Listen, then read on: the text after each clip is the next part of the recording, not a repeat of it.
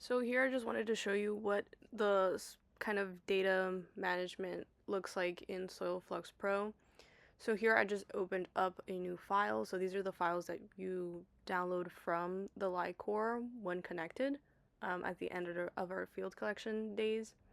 And all I do is go through each observation and make sure that the offset's right, that the flux values aren't anything too crazy, and that if there are any repeats or maybe trial measurements, maybe we did a collar again, that I'm picking a value or an observation that is kind of representative of that. And to do that, I also look at the R value. In this case, I'm looking at 3 105s. I removed one where that value was a negative flux and the R value was a little weird. And then basing myself just on the offsets, that 105 is actually 104 because collar 104 has an offset of 3.5. So I just made that change. And to confirm, I kind of went back to a previous data sheet just to make sure that maybe the fluxes were kind of behaving the same. Just went back to previous dates.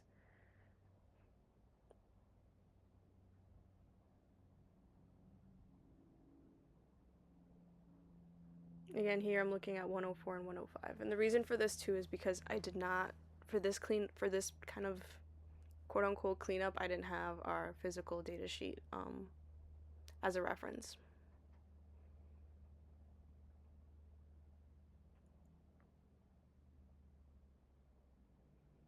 So I'm still kind of going down, checking all the offsets, making sure that they're all what they're supposed to be.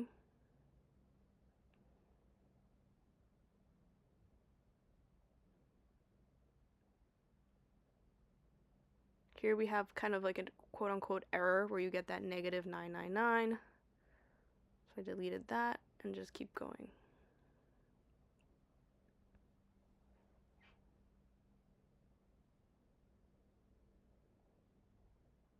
Here's a repeat value. So in this case, I just make sure and I keep the one with the highest R value, which in this case, I'm deleting that 0.77 and keeping the 0.99.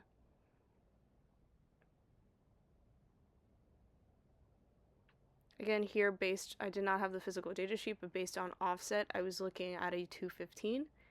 We obviously do not have a collar 215, so 3.75 is the offset of collar 213, so I assumed this was also collar 213.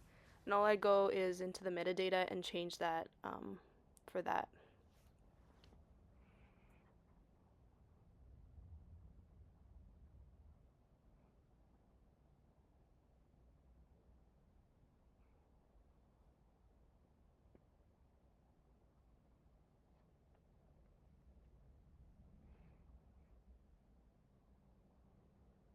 So here everything looks pretty good. So what I do is kind of like order it just to make sure that I have all the observations for each collar.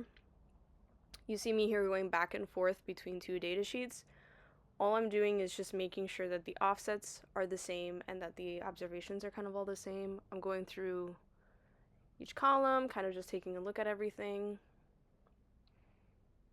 And then what I'm going to do is use this guidance feature on SoilFluxPro. So it picks a good kind of area of collection, and I have it do a deadband flux report, and it gives me 8.8. Again, I'm telling it to look at all the observations to generate this analysis.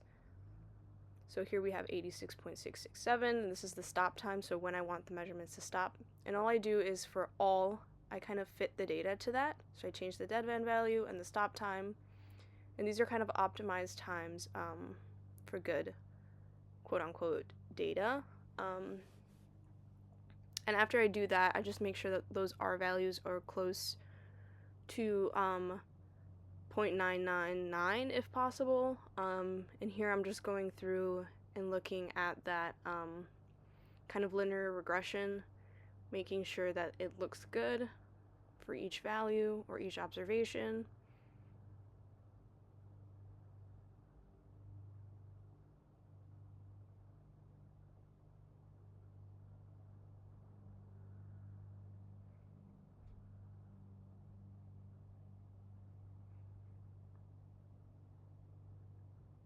And then once I feel good about that, I will kind of export the file, give it a name, and it will be exported as a CSV file. And click save.